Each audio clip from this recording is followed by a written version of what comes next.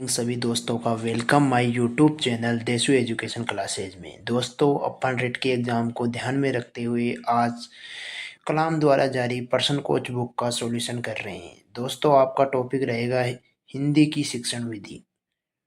Okay दोस्तों, time ख़राब नहीं करते हुए अपने क्वेश्चन स्टार्ट करते हैं। दोस्तों, आज का फर्स्ट क्वेश्चन है, व्याकरण अनुवादन विधि को किस नाम से जाना जाता है? ए ऑप्शन है ध्वन्यात्मक विधि, बी ऑप्शन है प्रत्यक्ष विधि, सी ऑप्शन है भंडारकर विधि, डी ऑप्शन है सैनिक विधि। सभी दोस्त अपना उत्तर कमेंट बॉक्स में दीजिए। राइट आंसर क्या होगा?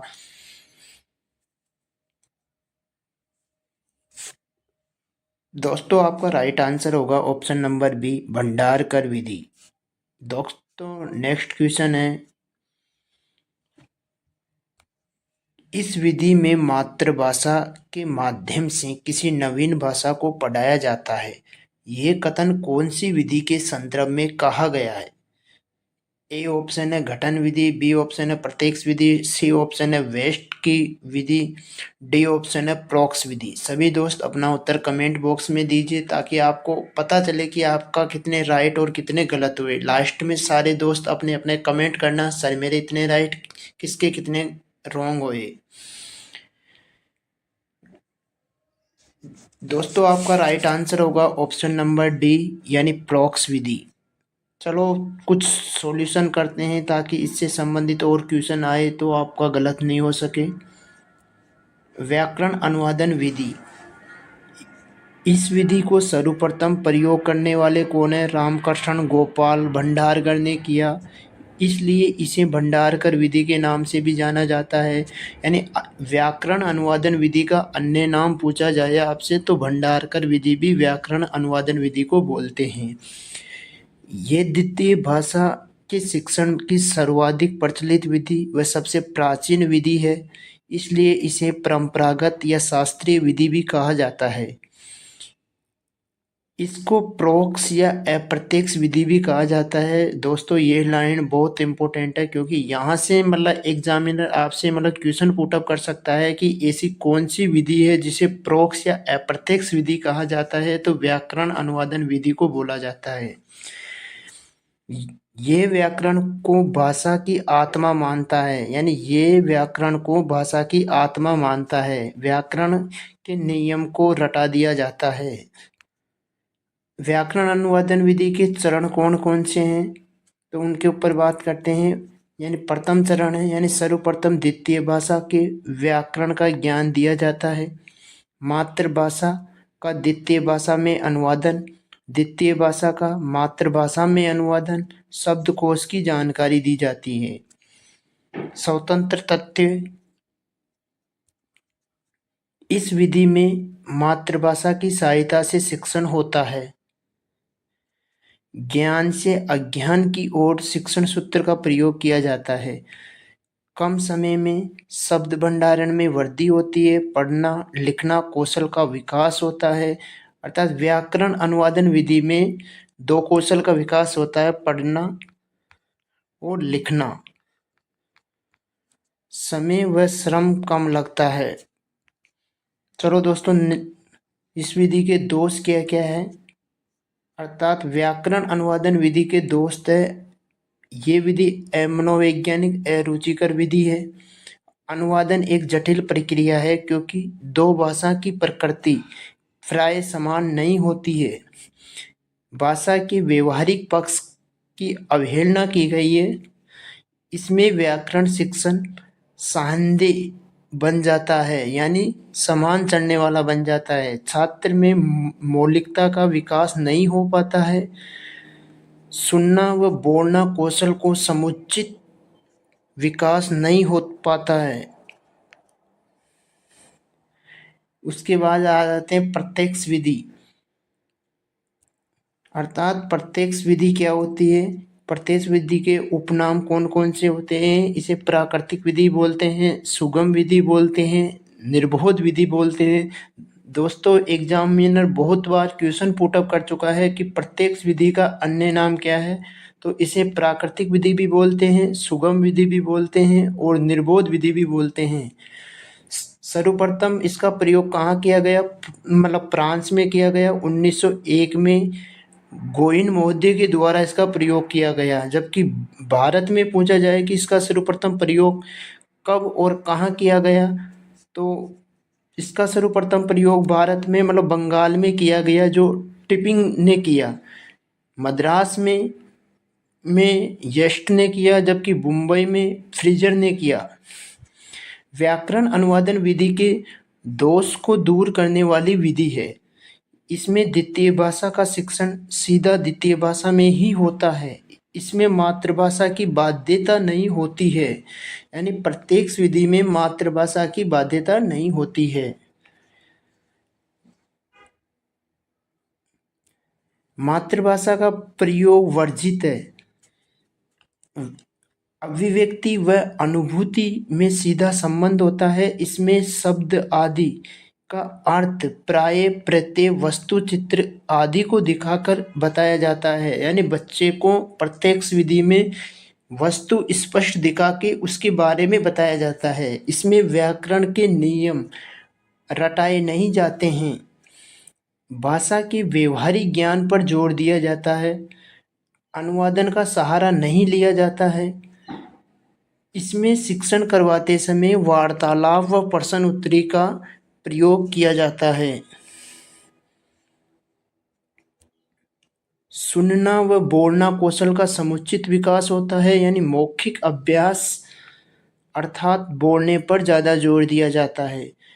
छात्र में मौलिक चिंतन का विकास होता है। आपसे एग्जामिनर क्वेश्चन पूछ सकता है कि मौलिक चिंतन का विकास कौन सी शिक्षण विधि में होता है, तो प्रत्यक्ष विधि में मौलिक चिंतन का विकास होता है।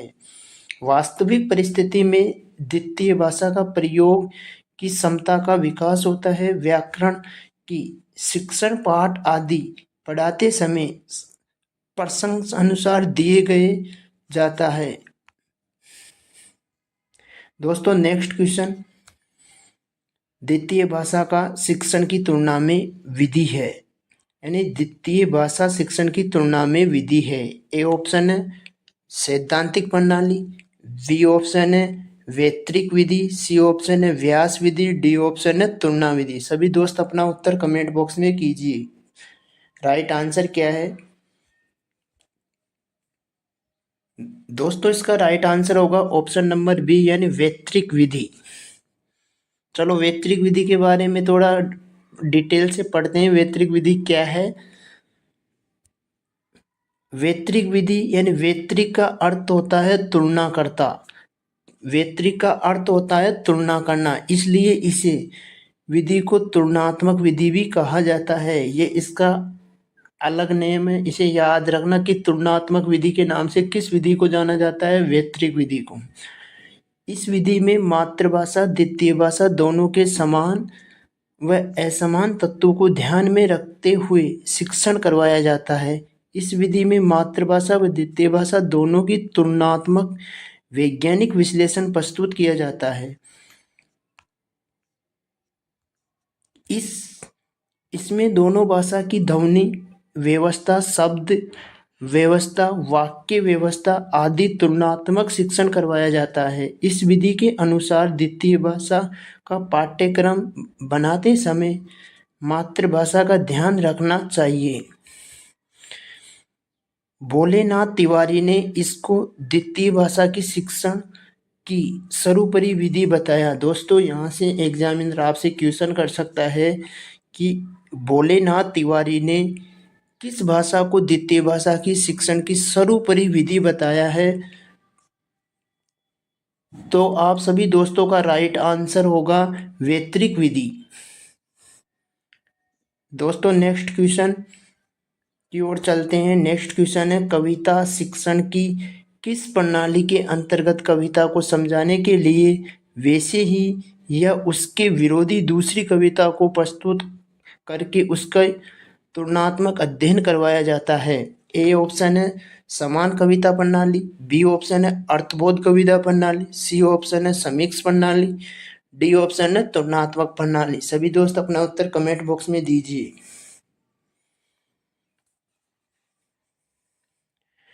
दोस्तों आपका राइट आंसर होगा ऑप्शन नंबर डी। चलो तुलनात्मक प्रणाली के बारे में थोड़ा पढ़ते हैं ताकि इससे संबंधित आने वाला कोई भी क्वेश्चन आपका गलत नहीं हो। तुलनात्मक प्रणाली, इस प्रणाली में अध्यापक एक ही पद की तुलना विभिन्न भाषा में अथवा एक ही भाषा के विभिन्न कवियों के विभिन्न पदों के साथ करता है। जैसे भाव साम्य हो, जैसे अबला जीवन हाय, तेरी यही कहानी, आंचल में दूध, आंखों में है पानी, ये है गुप्ता जी की कविता। उसके बाद जैसे कि आप देख रहे हो, पढ़ते समय अध्यापक भिन्न भिन्न कवियों के इस विषय पद अर्थात नारी के संबंध में विविध विचार की उपस्थिति करेगा और इस प्रकार एक ही विषय पर विभिन्न कवियों पदों की तुलना कराएगा। जैसे कि नारी, तुम केवल श्रोता है, तुम भूल गई इस जीवन में क्या सत्ता इसे नारी की, यानी प्रसाद जी की कविता है। उसके बाद में दोस्तों वह इष्ट देवी के मंदिर की पूजा सी, वही दीपशिखा की शांत भाव में लीन, निराला की कवि। इसमें दोनों भाषा की ध्वनि व्यवस्था, शब्द व्यवस्था, वाक्य व्यवस्था इत्यादि की तुलना शिक्षण में करवाई गई है। दोस्तों नेक्स्ट क्वेश्चन होगा, रचना शिक्षण का उद्देश्य होता है। रचना शिक्षण का उद्देश्य होता है, ए ऑप्शन है साहित्य सर्जन की प्रेरणा देना, बी ऑप्शन है क्रमबद्धता बनाना, सी ऑप्शन है सुसंबंधिता बनाना और डी ऑप्शन है व्याकरण समरण कार्य करना। सभी दोस्त अपना उत्तर कमेंट बॉक्स में दीजिए, राइट आंसर क्या होगा। दोस्तों ये क्वेश्चन एग्जाम में मतलब बोनस हुआ था, क्योंकि इसमें इसके दो दो ऑप्शन सेम है, तो इस क्वेश्चन को एग्जामिनर ने मतलब बोनस करना पड़ा, क्योंकि इसकी व्याख्या देखते हैं।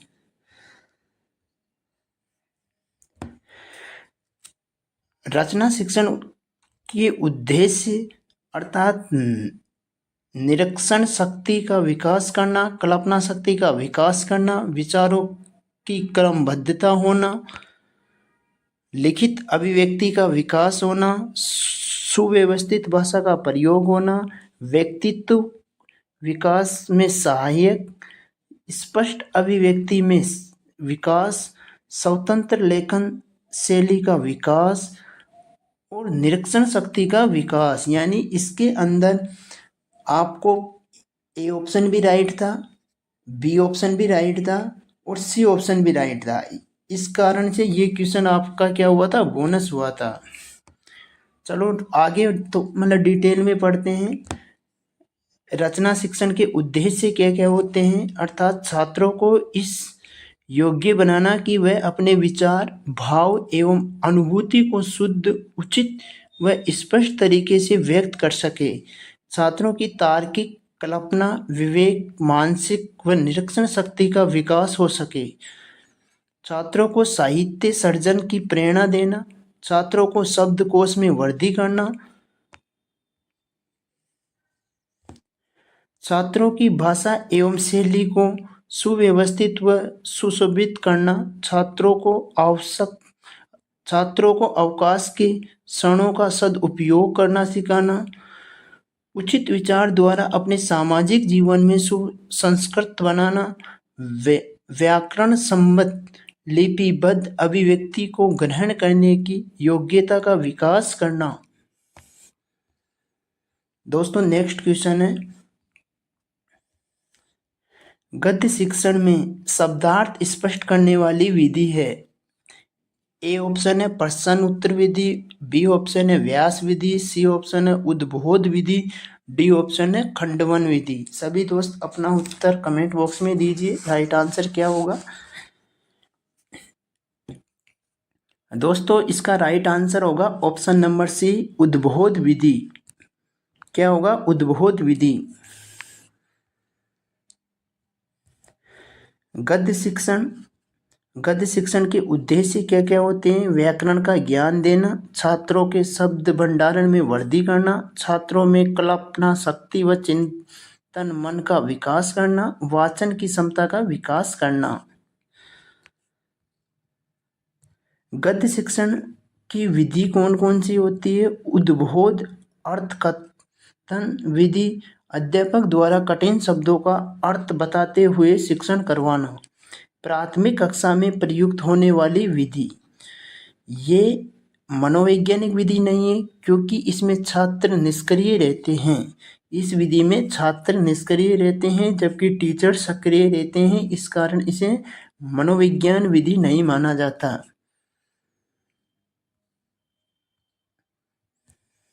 प्रश्न उत्तर विधि या सुकराती विधि, इस विधि इसमें शिक्षक प्रश्नोत्तरी के माध्यम से पाठ का विकास करते हुए शिक्षण करवाता है। प्राय माध्यमिक कक्षाओं में प्रयुक्त होने वाली विधि होती है।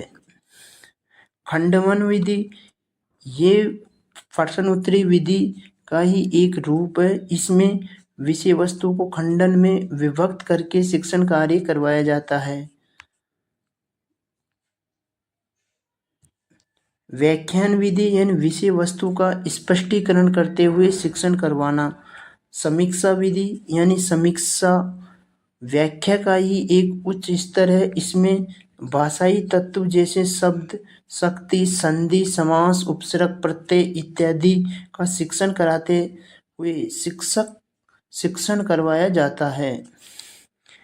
ये प्राय माध्यमिक उच्च माध्यमिक कक्षाओं में प्रयुक्त होने वाली विधि होती है। नेक्स्ट क्वेश्चन, संश्लेषण विधि में सीखने की प्रक्रिया होती है। ए ऑप्शन वर्ण शब्द वाक्य, बी ऑप्शन वाक्य शब्द वर्ण, सी ऑप्शन शब्द वर्ण वाक्य, डी ऑप्शन शब्द वाक्य वर्ण। सभी दोस्त अपना उत्तर कमेंट बॉक्स में दीजिए, राइट आंसर क्या होगा। दोस्तों आपका राइट आंसर होगा ऑप्शन नंबर ए, वर्ण शब्द और वाक्य। नेक्स्ट क्वेश्चन, विश्लेषणात्मक विधि का प्रयोग होता है। ए ऑप्शन है शब्द से वर्ण, वर्ण से शब्द, शब्द से वाक्य या वाक्य से पैराग्राफ। सभी दोस्त अपना उत्तर कमेंट बॉक्स में दीजिए। आपका राइट आंसर होगा ऑप्शन नंबर ए यानी शब्द से वर्ण की ओर।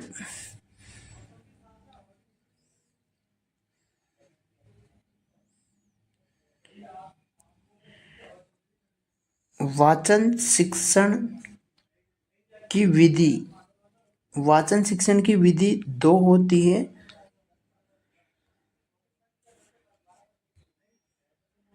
वाचन शिक्षण की विधि दो होती है।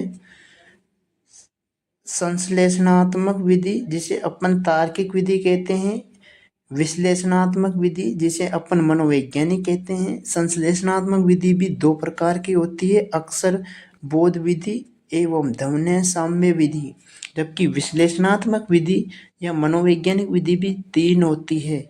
देखो और कहो विधि, वाक्य विधि, कहानी विधि।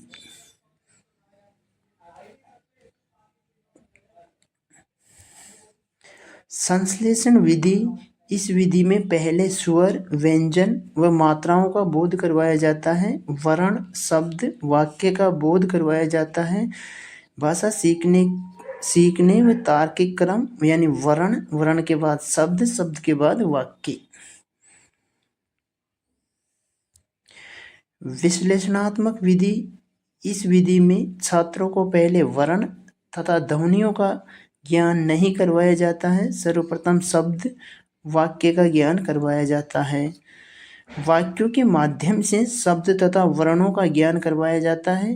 भाषा सीखने का मनोवैज्ञानिक क्रम होता है। वाक्य, वाक्य के बाद शब्द, शब्द के बाद वर्ण।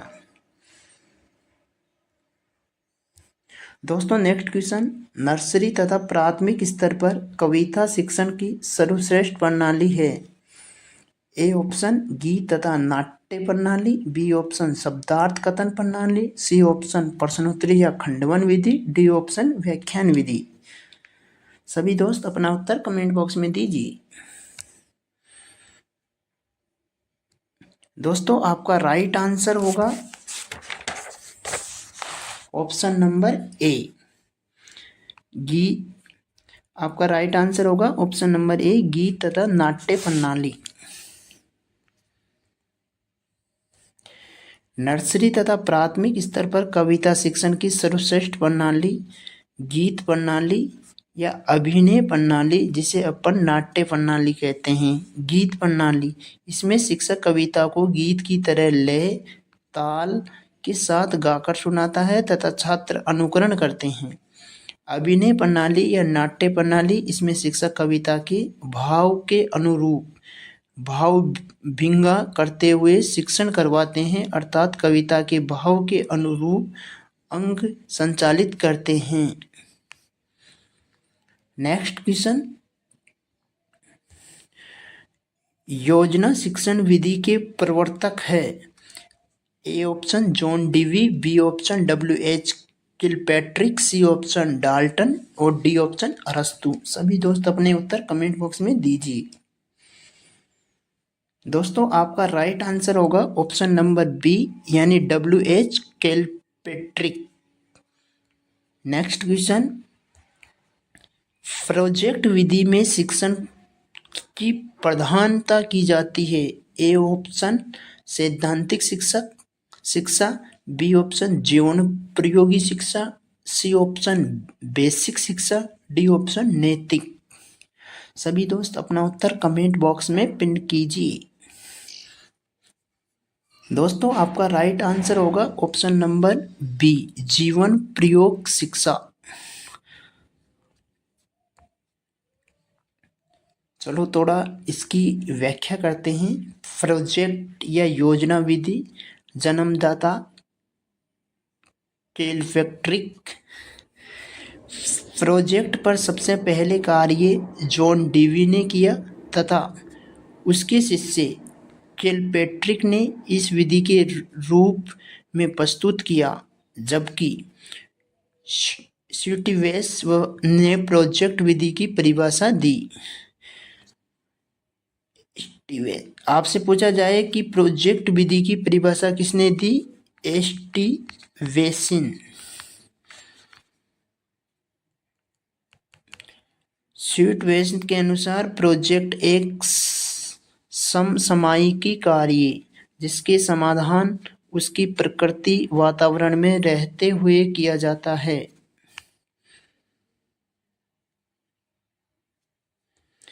इस विधि में बालक स्वयं अपनी रुचि से विषय वस्तु एवं क्रिया में समसमय स्थापित करते हुए अपने अध्ययन गति से अधिगम करता है। वह वास्तविक जीवन की अनुभूति इस विधि से ही करता है। प्रोजेक्ट विधि के पद या सोपान। प्रोजेक्ट विधि के 6 पद होते हैं। परिस्थिति का निर्माण करना, योजना का चयन करना, योजना का कार्यक्रम बनाना, योजना का क्रियान्वयन करना, योजना के कार्य का मूल्यांकन करना, योजना का लेखा जोखा रखना।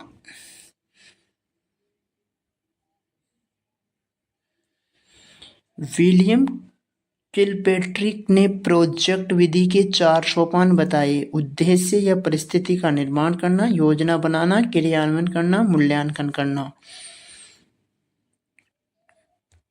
प्रोजेक्ट विधि के गुण क्या क्या होते हैं? ये मनोवैज्ञानिक विधि है। इस विधि द्वारा अधिगम व स्थायीकरण होता है। वैज्ञानिक दृष्टिकोण के विकास हेतु उपयोगी विधि है। विद्यार्थियों में कार्य करने में आत्मविश्वास में वृद्धि होती है। सामाजिकता की भावना का विकास व जीवन उपयोगी शिक्षा, पर्यावरण संबंधित ज्ञान में वृद्धि होती है। प्रोजेक्ट विधि के दोष क्या क्या होते हैं? ये विधि अधिक खर्चीली है, अधिक संसाधन की आवश्यकता होती है। इस विधि में समय अधिक लगता है। इस विधि में संपूर्ण पाठ्यक्रम नहीं पढ़ाया जा सकता है। इस विधि द्वारा गहन अध्ययन संभव नहीं है। प्रत्येक विद्यार्थी हेतु उपयोगी नहीं है, क्योंकि सामूहिक रूप से कार्य करने के कारण व्यक्तिगत रुचि की अवहेलना होती है।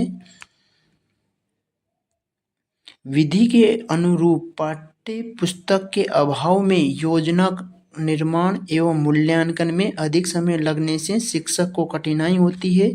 व्यवहारिक न होने के कारण ये विधि अधिक प्रचलित नहीं है। नेक्स्ट क्वेश्चन, प्रस्तावना का प्रमुख उद्देश्य क्या होता है? ए ऑप्शन है उद्देश्य कथन करना, बी ऑप्शन है प्रस्तुतिकरण करना, सी ऑप्शन है नवीन ज्ञान ग्रहण करने हेतु तत्पर करना, डी ऑप्शन है सामान्यीकरण करना। सभी दोस्त अपना उत्तर कमेंट में दीजिए। दोस्तों आपका राइट आंसर नवीन ज्ञान ग्रहण करने हेतु तत्पर रहना का फर्स्ट क्वेश्चन है। रंगमंच अभिनय विधि है। ए ऑप्शन है गद्य की विधि, बी ऑप्शन पद्य की विधि, सी ऑप्शन नाटक की, डी ऑप्शन व्याकरण की। सभी दोस्त अपना अपना उत्तर कमेंट बॉक्स में दीजिए। दोस्तों आपका right answer option number C नाटक विधि। दोस्तों आगे चलते हैं, अभिनय विधि के बारे में थोड़ी डिटेल से पढ़ते हैं ताकि यहाँ से पुट अप होने वाला क्वेश्चन आपका गलत नहीं हो। अभिनय विधि का प्रयोग नाटक शिक्षण में किया जाता है। इस विधि के दो उपभेद होते हैं, फर्स्ट कक्षा अभिनय विधि, सेकंड रंगमंच विधि। फर्स्ट कक्षा अभिनय विधि, इसमें अध्यापक छात्रों को नाटक के पात्र की भूमिका बांटे देता है और छात्र अपनी अपनी भूमिका के अनुसार नाटक का वाचिक व कायामिक अभिनय कराता है। इस विधि में छात्र अपनी सामान्य वेशभूषा में रहते हैं। इसमें शिक्षक की भूमिका निर्देशक के रूप में रहती है। इसका प्रयोग कक्षा कक्ष में किया जाता है। इस विधि से नाटक शिक्षण रोचक बन जाता है। इसमें छात्र को भावनाकुल अभिव्यक्ति का अवसर मिलता है। छात्र के व्यक्तित्व का विकास होता है। इसमें रंगमंच व्यवस्था, साज सज्जा, प्रकाश व्यवस्था, ध्वनि व्यवस्था आदि पर समय व धन की बचत होती है। ये विधि मनोवैज्ञानिक तथा उद्देश्यपूर्ण होती है। माध्यमिक स्तर पर नाटक शिक्षण की श्रेष्ठ विधि मानी जाती है। ये विधि सरल, व्यवहारिक व मितव्ययी होती है। इसका सेकंड भाग होता है रंगमंचाभिनय विधि। इसमें छात्र पूरे नाटक को वास्तविक रंगमंच में प्रस्तुत करते हैं। छात्र पात्र की भूमिका के अनुसार उसके हाव भाव, चरित्र तथा शौर्य के अनुसार वास्तविक रंगमंच पर अभिनय करते हैं। इसमें छात्र पात्र के अनुसार ही वेशभूषा करते हैं। इस विधि में नाटक को पूर्ण साज सज्जा के साथ प्रस्तुत किया जाता है। इस विधि में छात्रों को वास्तविक रंगमंच पर नाटक का अभिनय करने का अवसर मिलता है। इसमें जिस उद्देश्य की पूर्ति के लिए नाटक लिखा जाता है उसकी पूर्ति होती है। इसमें रंगमंच की तैयारी, नाटक के निर्देशन, संचालन करने के अवसर मिलते हैं। छात्र में नेतृत्व की शक्ति का विकास होता है। अभिनय के दौरान छात्र को नाटक के पात्र और दृश्य का पूर्व परिचय प्राप्त होता है। इस विधि से प्राप्त ज्ञान स्थायी होता है। दोस्तों नेक्स्ट क्वेश्चन, उद्बोधन विधि का उपभेद नहीं है। ए ऑप्शन दृश्य विधान, बी ऑप्शन अभिनय, सी ऑप्शन कहानी, डी ऑप्शन अनुवादन। सभी दोस्त अपना उत्तर कमेंट बॉक्स में दीजिए, राइट आंसर क्या होगा। दोस्तों आपका right answer option number D अनुवादन होगा। चलो उद्बोधन विधि के बारे में डिटेल से पढ़ते हैं। उद्बोधन विधि क्या होती है? उद्बोधन विधि रचना के लिए प्रस्तुत विषय के संबंध में विद्यार्थी की जिज्ञासा जागृत की जाती है और ज्ञात सामग्री को क्रमबद्ध रूप से व्यक्त करने के लिए उन्हें प्रेरित किया जाता है। छात्रों से भावों, विचार, तथ्यों को प्रकाशित कराने के लिए शिक्षक प्रश्न की सहायता लेता है। छात्रों की स्मरण शक्ति, कल्पना शक्ति, उद्बोध करने और रचना विषय पर सोचने की प्रेरणा देने के लिए यह विधि ठीक है। जीवन चरित्र, आत्मकथा, दृश्य विधान, अभिनय, कहानी अथवा घटनाओं के वर्णन में इस प्रणाली का प्रयोग किया जाता है। दोस्तों नेक्स्ट क्वेश्चन, व्याकरण शिक्षण स्वतंत्र रूप से किस विधि में नहीं दिया जा सकता है? ए ऑप्शन है भाषा सृजन विधि, सी ऑप्शन है, बी ऑप्शन है आगमन विधि, सी ऑप्शन है निगमन विधि, डी ऑप्शन है पाठ्य पुस्तक विधि। सभी दोस्त अपना उत्तर कमेंट बॉक्स में दीजिए, राइट आंसर क्या होगा? दोस्तों आपका right answer option number A होगा भाषा संसरण विधि, भाषा संसरण विधि। दोस्तों नेक्स्ट क्वेश्चन, निम्न में से रचना शिक्षण की विधि नहीं है? ए ऑप्शन प्रवचन विधि, बी ऑप्शन निर्देशन विधि, सी ऑप्शन प्रश्नोत्तरी विधि, डी ऑप्शन भाषा संस्करण विधि। सभी दोस्त अपना उत्तर कमेंट बॉक्स में दीजिए, राइट आंसर क्या होगा? दोस्तों आपका right answer option number D होगा भाषा संस्करण विधि।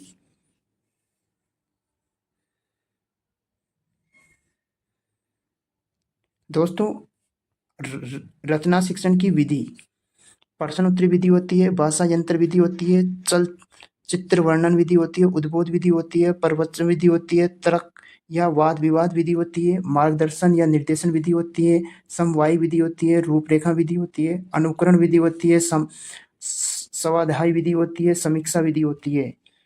जबकि भाषा संस्करण विधि ये व्याकरण की विधि है। भाषा संस्करण विधि के उपनाम यानी प्रासंगिक विधि एवं अवैक्तिकृत प्रणाली भी बोलते हैं। दोस्तों द्वितीय भाषा की इस विधि के अनुसार छात्रों को द्वितीय भाषा जानने वाले शिक्षकों के संपर्क के लाकर उनसे वार्तालाप का अवसर देकर वक्ता या लेखकों की अच्छी पुस्तक के संपर्क में लाकर शिक्षण करवाया जाता है। अच्छे लेखकों की रचनाएं पढ़ने को दी जाती है जिससे बालक स्वतः ही भाषा पर आधारित भाषा पर अधिकार कर ले।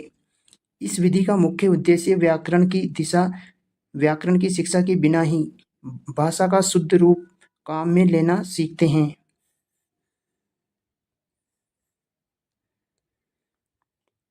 इस विधि में विद्यार्थी बुद्धि और तर्क का सहारा लेते हैं।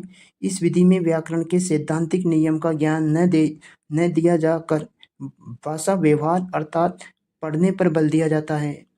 ये विधि छात्रों को शुद्ध अनुकरण के अवसर प्रदान करके द्वितीय भाषा सीखने पर जोर देती है। दोष, सभी छात्रों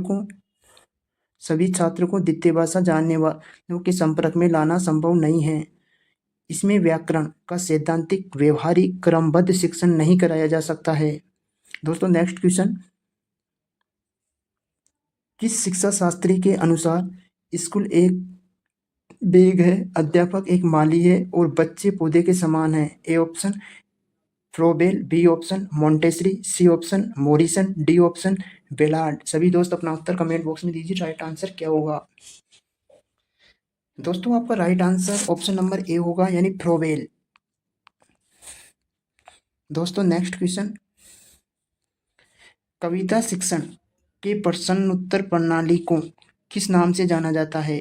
ए ऑप्शन व्याख्यान प्रणाली, बी ऑप्शन खंडवन प्रणाली, सी ऑप्शन शब्दा कथन प्रणाली, डी ऑप्शन व्यास प्रणाली। सभी दोस्त अपना उत्तर कमेंट बॉक्स में दीजिए, राइट आंसर क्या होगा?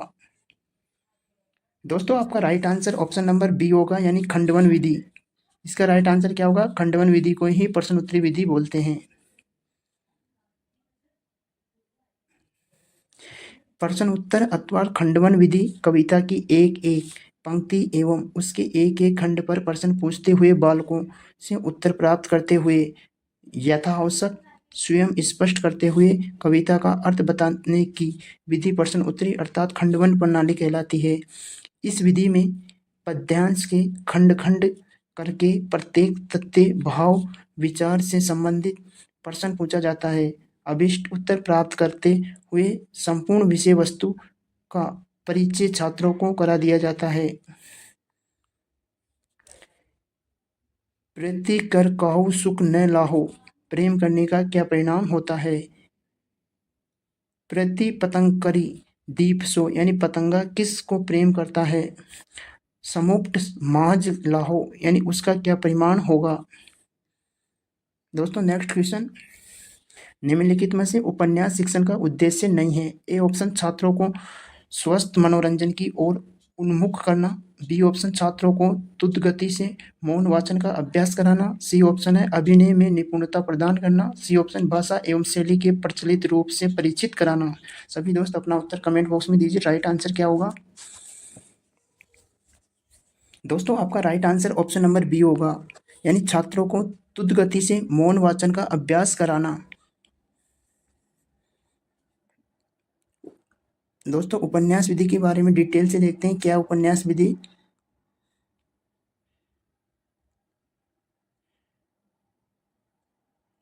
उपन्यास का शाब्दिक अर्थ सामने रखना। परिभाषा: समस्त घटनाक्रम को पाठकों के समक्ष क्रमबद्ध व व्यवस्थित रूप से प्रस्तुत करना उपन्यास कहलाता है। उपन्यास शिक्षण के उद्देश्य: छात्रों को स्वस्थ मनोरंजन की ओर उन्मुक्त करना, छात्रों को द्रुत गति से मौन वाचन का अभ्यास कराना, भाषा एवं शैली के प्रचलित रूप से परिचित कराना, छात्रों को कल्पना शक्ति तथा चिंतन मन शक्ति, गृहमतात्मक एवं समालोचनात्मक को विकसित करना। अभिनय विधि: अभिनय में निपुणता प्रदान करना नाटक शैली का उद्देश्य होता है। नेक्स्ट क्वेश्चन, भाषा प्रयोगशाला में नहीं होता है। A option mobile, B option microphone, C option tablet tape recorder, D option video recorder. सभी दोस्त अपना उत्तर कमेंट बॉक्स में दीजिए। राइट आंसर क्या होगा दोस्तों? आपका right answer option number A होगा, यानी माइक्रोफोन भाषा प्रयोगशाला में नहीं होता है। दोस्तों भाषा प्रयोगशाला विधि: विश्व की पहली भाषा प्रयोगशाला विधि का निर्माण अमेरिका में हुआ। प्रवर्तक लॉरेंस एस्टोलोरो एवं डैनियल डेविस। ये एक कक्षा शिक्षण की पूरक विधि है। कक्षा में जो पढ़ाया गया उससे संबंधित अभ्यास करवाया जाता है। इसमें प्रयोगशाला में छोटे छोटे केबिन या बूथ बने होते हैं जिनमें छात्र बैठते हैं। इसको श्रवण प्रकोष्ठ भी कहते हैं। प्रत्येक केबिन में शीर्ष ध्वनि यंत्र यानी एयरफोन, माइक्रोफोन, ध्वनि विस्तार यंत्र, टेप रिकॉर्डर, वीडियो रिकॉर्डर व कुछ कैसेट होती है। दोस्तों नेक्स्ट क्वेश्चन से पहले थोड़ी थोड़ी और पढ़ते हैं ताकि यहाँ से बनने वाला क्वेश्चन आपका गलत नहीं हो। शिक्षक एक ऐसी जगह बैठता है जहाँ से वह सभी छात्रों को ध्यान रख सकता है। शिक्षक जिस केबिन में बैठता है उसको नियंत्रण प्रकोष्ठ या परामर्शदाता प्रकोष्ठ भी कहते हैं। छात्र शिक्षक के नियंत्रण में चलने वाले रिकॉर्ड को स्वयं अध्यापक की आवाज़ को ध्यान से सुनना, उसका अनुसरण करना, स्वयं ही संशोधन करना। छात्र माइक्रोफोन की सहायता से शिक्षक से निर्देश प्राप्त कर सकते हैं, सहायता प्राप्त कर सकते हैं। शिक्षक छात्रों को व्यक्तिगत या सामूहिक रूप से निर्देश दे सकते हैं। छात्र गलती करते हैं, शिक्षक उनमें सुधार करा देता है। इसमें छात्र स्वगति से सीखते हैं, छात्र को पुनर्बलन मिलता है। सुनना व बोलना कौशल पर अधिक जोर दिया जाता है। इस विधि में वाचन, उच्चारण, शब्दावली, ध्वनि, शब्द आदि का अभ्यास करवाया जा सकता है। इस विधि के दोष क्या होते हैं? इसमें समय, श्रम व धन ज़्यादा लगता है। लेखन कौशल का समुचित विकास नहीं होता है। प्रशिक्षक अध्यापक की जरूरत होती है। नेक्स्ट क्वेश्चन, शिक्षण में सबसे महत्वपूर्ण कार्य है। ए ऑप्शन है विषय निर्धारित करना, बी ऑप्शन उद्देश्य निर्धारित करना, सी ऑप्शन बिंदु निर्धारित करना, डी ऑप्शन समय निर्धारित करना। सभी दोस्त अपना उत्तर कमेंट बॉक्स में दीजिए। राइट आंसर क्या होगा दोस्तों? आपका राइट आंसर होगा ऑप्शन नंबर बी, उद्देश्य निर्धारित करना।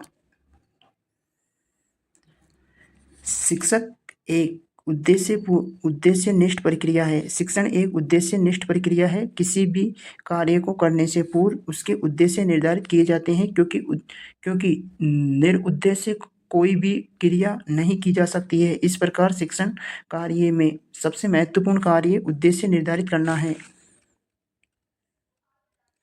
शिक्षण के उद्देश्य शब्द उपसर्ग पूर्वक दिस धातु के योग से बना है, जिसका अर्थ होता है किसी कार्य को दिशा निर्देश देना।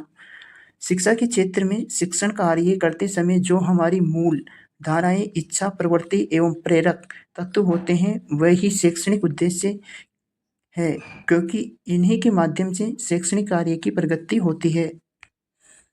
नेक्स्ट आगे चलते हैं।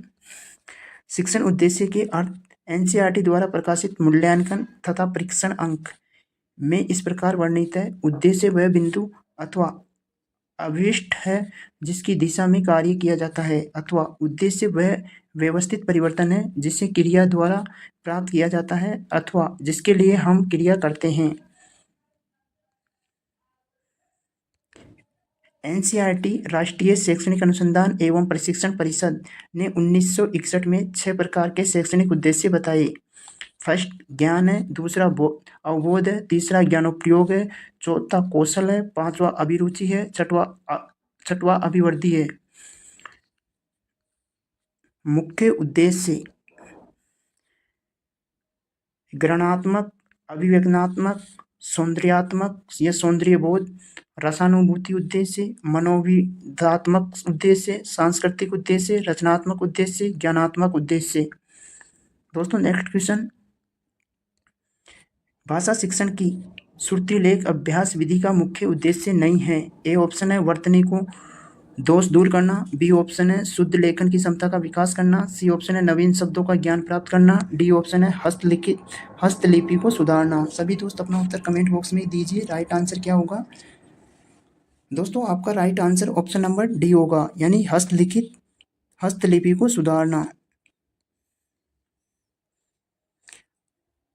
दोस्तों श्रुतिलेख अभ्यास विधि यानी शिक्षक द्वारा बोले गए शब्दों को सुनकर लिखने का कारण इसका नाम श्रुतिलेख अभ्यास विधि पड़ा है। श्रुतिलेख के उद्देश्य वर्तनी दोष को दूर करना, नवीन शब्दों का ज्ञान करना, शुद्ध लिखने की क्षमता का विकास करना, तीव्र गति से लेखन की प्रेरित करना। नेक्स्ट क्वेश्चन, श्रुतिबोध में रैप संबंधित अभ्यास नहीं है। ए ऑप्शन करम, बी ऑप्शन कबूतर, सी ऑप्शन धर्म, डी ऑप्शन प्रकाश। सभी दोस्त अपना उत्तर कमेंट बॉक्स में दीजिए। राइट आंसर क्या होगा? दोस्तों आपका right answer option number B होगा, यानी कबूतर, क्योंकि करम, धर्म और प्रकाश में आधा र है, आधा र को ही हिंदी व्याकरण में रैप बोलते हैं। चलो इसके डिटेल देखते हैं।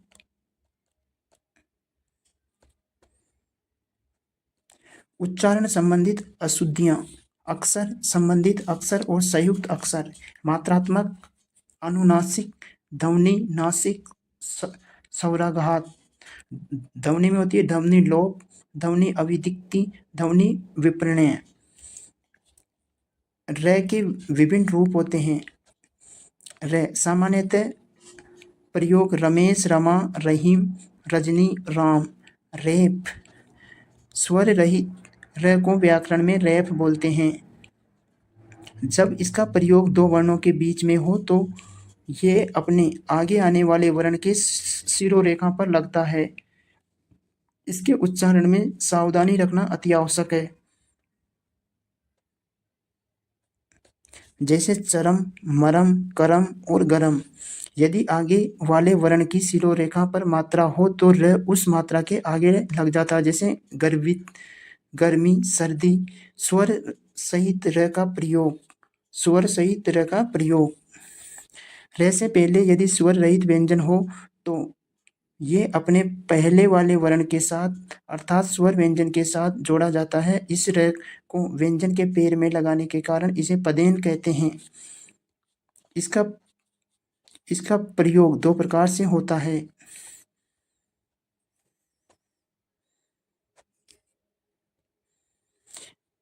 खड़ी पाई वाले स्वर रहित व्यंजन के साथ इसका प्रयोग एक तिरछी रेखा के रूप में होता है। खड़ी पाई का तात्पर्य लाइन ख, त, प, ग। जब इस प्रकार के खड़े लाइन वाले स्वर रहित व्यंजन के साथ र जुड़ता है तो खर पर घर इस प्रकार से तिरछा लिखा जाता है। छोटी पाई वाले स्वर रहित व्यंजन र उल्टा लिखा जाता है। दोस्तों नेक्स्ट क्वेश्चन होगा, दोस्तों नेक्स्ट क्वेश्चन, शब्द भंडारण में वर्ती के लिए सर्वाधिक उपयोगी है। ए ऑप्शन है गद्य विधि, बी ऑप्शन है पद्य शिक्षण, सी ऑप्शन है व्याकरण शिक्षण, डी ऑप्शन है अलंकार शिक्षण। सभी दोस्त अपना उत्तर कमेंट बॉक्स में दीजिए। राइट आंसर क्या होगा? दोस्तों आपका right answer option number A होगा, यानी गद्य शिक्षण। गद्य शिक्षण के उद्देश्य यानी व्याकरण का ज्ञान देना, छात्रों के शब्द भंडारण में वृद्धि करना, छात्रों में कल्पना शक्ति व चिंतन मनन का विकास करना, वाचन की क्षमता का विकास करना। नेक्स्ट क्वेश्चन, जिस प्रकार चित्रकार के लिए तुलिका व फलक वांछनीय है, ठीक उसी प्रकार अथवा उससे भी कुछ अधिक अध्यापक के लिए श्यामपट्ट तथा खड़िया की टुकड़ी का महत्व है। ये दोनों वस्तुएं सफल अध्यापक की सतत संगिनी है। उपरोक्त कथन निम्न में से किसने प्रस्तुत किया? A option Pandit Sitaram Chaturvedi, B option MP Moffat, C option IB वेस्टल, डी ऑप्शन है रायबरन। दोस्तों आपका राइट आंसर होगा, सभी दोस्त अपना उत्तर कमेंट बॉक्स में दीजिए। राइट आंसर क्या है? दोस्तों आपका right answer option number A होगा, यानी सीताराम चतुर्वेदी ने यह कथन बोला है। दोस्तों ये क्वेश्चन बहुत इंपॉर्टेंट है, इसको थोड़ा अलग से नोट कर लेना ताकि यहाँ से बनने वाला क्वेश्चन आपका राइट हो। दोस्तों नेक्स्ट क्वेश्चन, व्याकरण शिक्षण प्रणाली में किस प्रणाली को विकृत रूप में सुगा प्रणाली भी कहा गया है? ए ऑप्शन है निगमन प्रणाली को, बी ऑप्शन है अव्यकृत प्रणाली को, सी ऑप्शन है पाठ्य पुस्तक प्रणाली को, डी ऑप्शन है आगमन विधि को। सभी दोस्त अपना उत्तर कमेंट बॉक्स में दीजिए। राइट आंसर क्या होगा?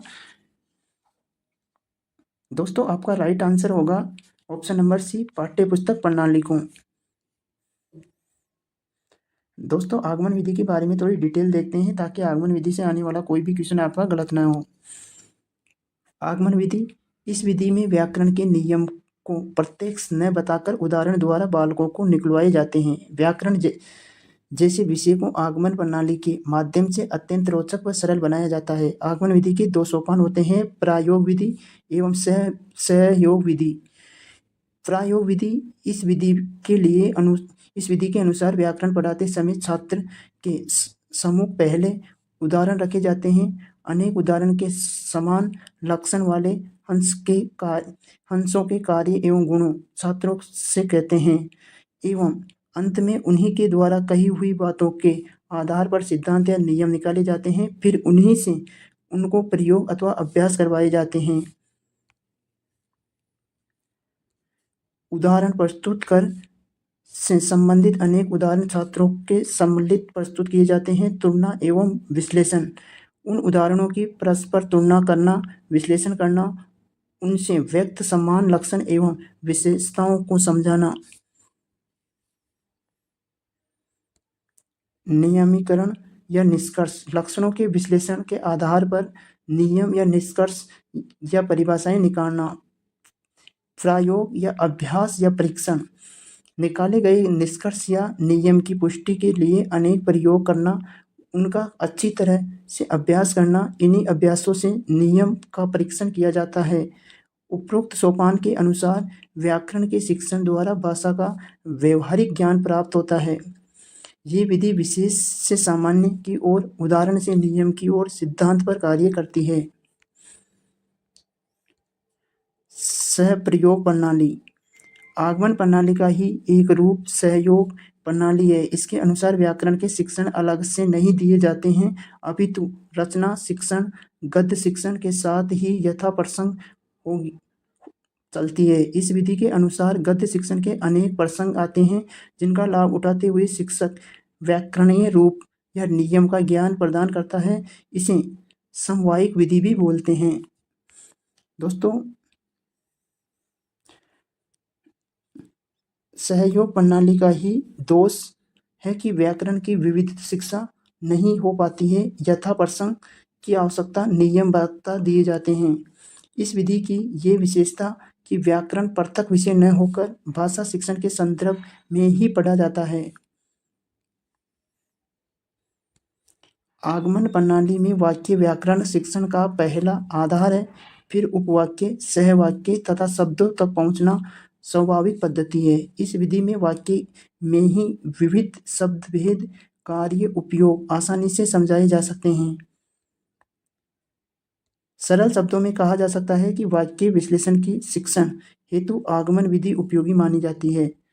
दोस्तों नेक्स्ट क्वेश्चन,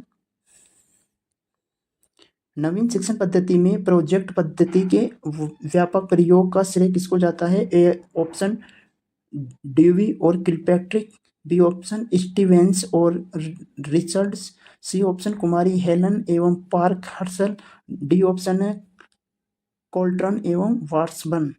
सभी दोस्त अपना उत्तर कमेंट बॉक्स में दीजिए, राइट आंसर क्या होगा। दोस्तों आपका right answer option number A होगा, यानी ड्यूविनी एवं किलपैट्रिक। प्रोजेक्ट विधि या प्रयोजन विधि, विचारधारा या अवधारणा जॉन डीवी ने दी, प्रतिपादन करते विलियम हेनरी किलपैट्रिक, स्तर होता है माध्यमिक। चलो दोस्तों आज की क्लास को यहीं समाप्त करते हैं, मिलते हैं नेक्स्ट क्लास में। सभी दोस्तों को all the best, thank you. शब्द एवं वाक्य रचना का ज्ञान हिंदी शिक्षण का कौन सा उद्देश्य है? ए ऑप्शन है कौशलात्मक उद्देश्य, बी ऑप्शन है सृजनात्मक उद्देश्य, सी ऑप्शन है रसात्मक उद्देश्य और डी है ज्ञानात्मक उद्देश्य। सभी दोस्त अपना उत्तर कमेंट बॉक्स में दीजिए, राइट आंसर क्या होगा दोस्तों। दोस्तों आपका right answer option number D होगा, यानी ज्ञानात्मक उद्देश्य। चलो दोस्तों कौशलात्मक उद्देश्य के बारे में डिटेल से पढ़ते हैं। कौशलात्मक उद्देश्य क्या होता है? कौशलात्मक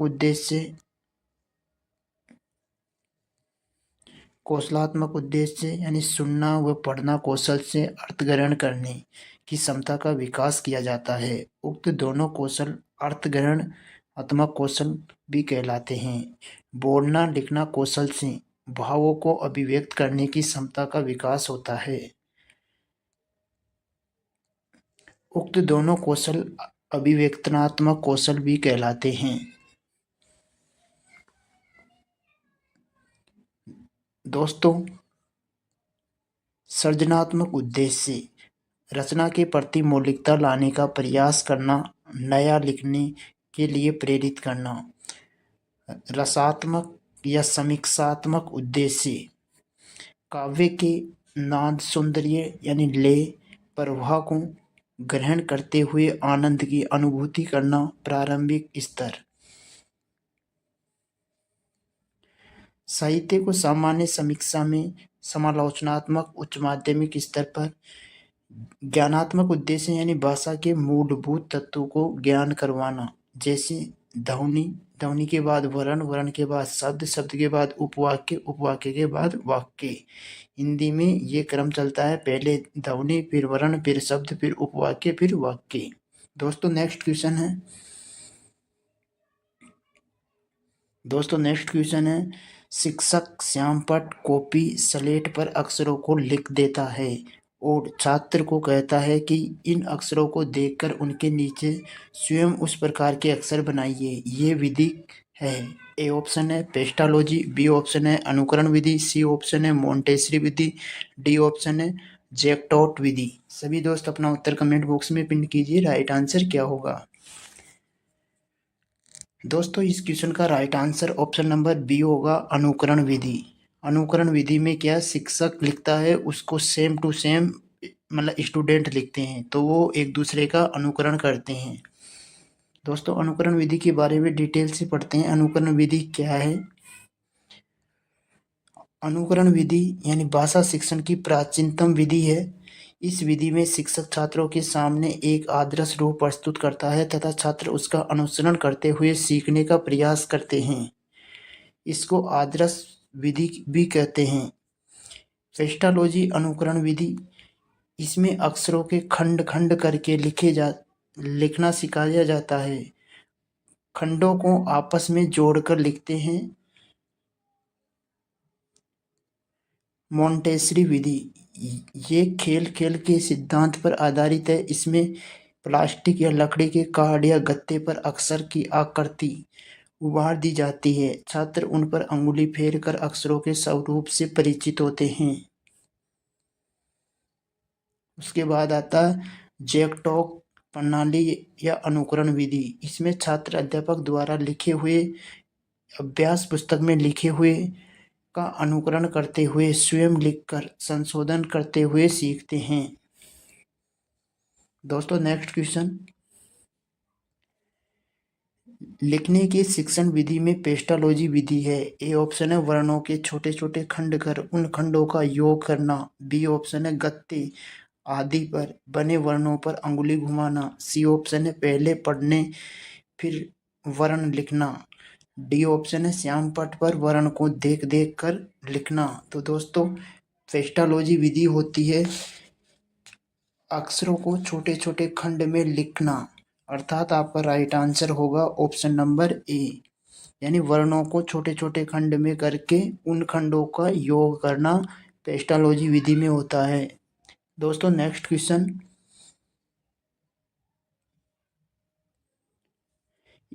इस विधि में अध्यापक स्वयं नाटक का वाचन करता है, किंतु ये वाचन वस्तुत वाचिक अभिनय होता है और पात्रों के अनुकूल भाषा में उतार चढ़ाव आता रहता है। उपयुक्त पंक्ति नाटक शिक्षण की कौन सी प्रणाली के लिए कही गई है? ए ऑप्शन है व्याख्यान प्रणाली। बी ऑप्शन है रंगमंच अभिनय प्रणाली। सी ऑप्शन है आदर्श नाट्य प्रणाली। डी ऑप्शन है संयुक्त प्रणाली। सभी दोस्त अपना उत्तर कमेंट बॉक्स में दीजिए, राइट आंसर क्या होगा? दोस्तों इस क्वेश्चन का right answer option number C होगा, आदर्श नाट्य प्रणाली। दोस्तों नेक्स्ट क्वेश्चन, भाषा शिक्षण विधि में कौन सी विधि प्राथमिक विद्यालय के बच्चों के लिए नित्य व्यर्थ है? ए ऑप्शन है डाल्टन। बी ऑप्शन है प्रोजेक्ट प्रणाली। सी ऑप्शन है मॉन्टेसरी पद्धति। डी ऑप्शन है किंडरगार्टन विधि। सभी दोस्त अपना उत्तर कमेंट बॉक्स में दीजिए, इस क्वेश्चन का राइट आंसर क्या होगा? दोस्तों इस क्वेश्चन का राइट आंसर ऑप्शन ए होगा, डाल्टन प्रणाली। दोस्तों नेक्स्ट क्वेश्चन,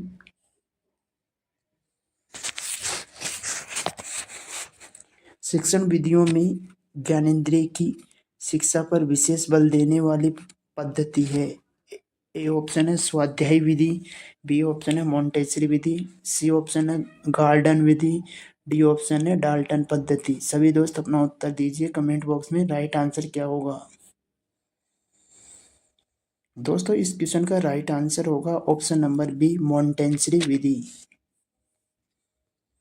दोस्तों नेक्स्ट क्वेश्चन, निम्नलिखित में से रचना शिक्षण का उद्देश्य नहीं है। ए ऑप्शन है साहित्य सर्जन की प्रेरणा देना। बी ऑप्शन है क्रमबद्धता बनाना। सी ऑप्शन है विविध भाषाओं का ज्ञान कराना। डी ऑप्शन है व्याकरण सम्मत कार्य करना। सभी दोस्त अपना उत्तर कमेंट बॉक्स में दीजिए, इस क्वेश्चन का राइट आंसर क्या होगा? दोस्तों इस क्वेश्चन का right answer option number C होगा, यानी विविध भाषाओं का ज्ञान कराना। दोस्तों रचना शिक्षण के उद्देश्य छात्रों में शुद्ध या उच्च या स्पष्ट भाषा में अपने विचार स्वाध्याय पूर्वक कह सकने की योग्यता विकसित करना, छात्रों में कल्पना शक्ति, तर्क वितर्क मानसिक निरीक्षण शक्ति का विकास करना, बालकों में क्रमबद्ध रूप से विचार लिखने बोलने की आदत का विकास करना अर्थात क्रमबद्धता बनाना, आत्माभिव्यक्ति को विकसित करना, छात्रों को साहित्य सर्जन की प्रेरणा देना, छात्रों के शब्दकोश में वृद्धि करना। दोस्तों ये लाइन बहुत इंपॉर्टेंट होती है कि छात्रों को शब्दकोश में वृद्धि करना रचनात्मक विधि की महत्वपूर्ण उद्देश्य होता है। दोस्तों नेक्स्ट क्वेश्चन से पहले कुछ डिटेल रह रही है, उसे और देखते हैं। रचनात्मक विधि की छात्रों को भाषा एवं शैली की सुव्यवस्थित एवं सुसंबंधित करना, छात्रों को अवकाश के श्रम का सदुपयोग करना सिखाना, उच्च विचार द्वारा अपने सामाजिक जीवन को सुसंस्कृत बनाना, व्याकरण समस्त लिपिबद्ध अभिव्यक्ति को ग्रहण करने की योग्यता का विकास करना। दोस्तों नेक्स्ट क्वेश्चन होगा, अभिकर्मित अनुदेशन विधि के सिद्धांत में सम्मिलित है। ए ऑप्शन है सौगति का सिद्धांत, बी ऑप्शन है प्रगति का सिद्धांत, सी ऑप्शन है समूहगति का सिद्धांत, डी ऑप्शन है कक्षीय एकता का सिद्धांत। सभी दोस्त अपना उत्तर कमेंट बॉक्स में दीजिए। इस क्वेश्चन का राइट आंसर क्या होगा? दोस्तों आपका right answer option number A होगा, यानी सौगति का सिद्धांत। दोस्तों अभिकर्मिक अनुदेशन का अर्थ, अभिकर्मित अनुदेशन का अर्थ है विषय वस्तु को छोटे छोटे पद के रूप में व्यवस्थित करना, उसके अध्ययन के निर्देश देना। सिडनी एल फ्रेश 1920 सर्वप्रथम शिक्षण मशीन का निर्माण किया। बी एफ स्किनर 1954 में स्वचालित पुस्तक का निर्माण किया। अनुक्रमित अनुदेशन का जनक। भारत में अभिकर्मिक अनुदेशन का प्रारंभ 1963 में इलाहाबाद विश्वविद्यालय से हुआ। अभिकर्मित अनुदेशन के सिद्धांत लघुपद का सिद्धांत, तार्किक क्रम का सिद्धांत, सक्रिय अनुक्रिया का सिद्धांत, सौगति का सिद्धांत, प्रतिपुष्टि या पुनर्बलन का सिद्धांत, स्व मूल्यांकन का सिद्धांत। दोस्तों नेक्स्ट क्वेश्चन है, खेल विधि को प्रचलित करने का श्रेय किसे जाता है? ए ऑप्शन है राय वर्नर को, बी ऑप्शन है मोरिसन को, सी ऑप्शन है थॉमसन एम स्केनर को, डी ऑप्शन है हेनरी कोल्डवेल कुक को। सभी दोस्त अपना उत्तर कमेंट बॉक्स में दीजिए। इस क्वेश्चन का राइट आंसर क्या होगा? दोस्तों आपका right answer option number D होगा, हेनरी कोल्डवेल कुक। इसने खेल विधि को सर्वप्रथम प्रचलित किया। दोस्तों खेल विधि के बारे में थोड़ी डिटेल से देखते हैं। खेल विधि क्या है? खेल प्रणाली प्रवर्तक हो गया हेनरी कोल्डवेल कुक। खेल द्वारा शिक्षा की एक निश्चित रूपरेखा प्रस्तुत करने का श्रेय कोल्डवेल कुक महोदय को जाता है, जिनका कहना था कि केवल श्रवण और पाठन मात्र से ही शिक्षा पूरी नहीं हो पाती है, बल्कि इसके लिए रुचिपूर्वक स्वाध्याय स्वानुभूति की आवश्यकता होती है। उतना मत था कि भाषा और साहित्य पढ़ने के लिए यदि खेलों का माध्यम अपनाया जाए तो बालक शीघ्र ही योग्यता प्राप्त कर लेते हैं। दोस्तों नेक्स्ट क्वेश्चन से पहले कुछ डिटेल और है अभी इसकी, वे देखते हैं। कुक महोदय ने शिक्षा के क्रियात्मक एवं व्यवहारात्मक रूप पर बल दिया। अंग्रेजी भाषा की शिक्षा प्रदान करने के लिए फर्स्ट स्कूल में इन्हें सर्वप्रथम खेल द्वारा शिक्षा यानी प्ले वे इन एजुकेशन का प्रयोग किया। इन्होंने दी प्ले वे नामक पुस्तक में इस प्रणाली का उल्लेख किया। भाषा शिक्षण में अभिनय, प्रहसन, कविता पाठ, अंतःसरीय कवि दरबार, शब्द रचना और खेल, वाक्य रचना में खेल, समस्या पूर्ति आदि खेल के ही रूप में अपनाया जा सकता है। खेल विधि के दोष, भाषा एवं साहित्य का कर्मायोजन शिक्षण नहीं हो पाता है। खेल प्रारंभिक कक्षाओं के लिए उपयोगी है, उच्च कक्षाओं के लिए नहीं। दोस्तों नेक्स्ट क्वेश्चन है, व्याकरण शिक्षण की किस प्रणाली को विकृत रूप में सुगा प्रणाली भी कहा जाता है? ए ऑप्शन है अव्यकृत प्रणाली, बी ऑप्शन है सहयोग प्रणाली, सी ऑप्शन है पाठ्य पुस्तक प्रणाली, डी ऑप्शन है निगमन प्रणाली। सभी दोस्त अपना उत्तर कमेंट बॉक्स में दीजिए। इस क्वेश्चन का राइट आंसर क्या होगा? दोस्तों इस क्वेश्चन का right answer option number C होगा, यानी पाठ्य पुस्तक प्रणाली। दोस्तों पाठ्य पुस्तक प्रणाली के बारे में थोड़ा डिटेल से देखते हैं। पाठ्य पुस्तक प्रणाली, इस प्रणाली में भाषा के प्रयोग का अभ्यास नहीं होता है। बालक केवल व्याकरणीय नामों को याद करके संतोष कर लेता है। सीताराम चतुर्वेदी ने पाठ्य पुस्तक प्रणाली को विकृत रूप में सुगा प्रणाली कहकर पुकारा है, क्योंकि पाठ्य पुस्तक प्रणाली में बच्चों को रटने पर जोर दिया जाता है। दोस्तों नेक्स्ट क्वेश्चन है,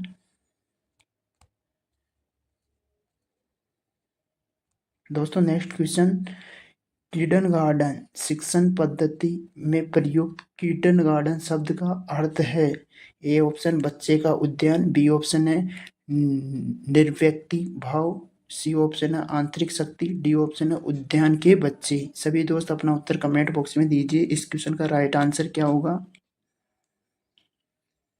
दोस्तों इस क्वेश्चन का right answer option number A होगा, यानी बच्चों के उद्यान। किंडरगार्टन या बालोदान विधि, किंडरगार्टन या बालोदान विधि प्रवर्तक है फ्रेडरिक विल अग्र फ्रोबेल। किंडर यानी बच्चा, गार्डन यानी बगीचा, जर्मनी भाषा का शब्द है आयु वर्ग। शिशु शिक्षण प्रणाली 4 से 8 वर्ष तक का होता है। किंडरगार्टन जर्मन भाषा का शब्द है जिसका अर्थ बच्चों का भाग होता है। दोस्तों नेक्स्ट क्वेश्चन, भाषा प्रयोगशाला शिक्षण के स्थान पर प्रतिस्थापित नहीं है, यह वाक्य है।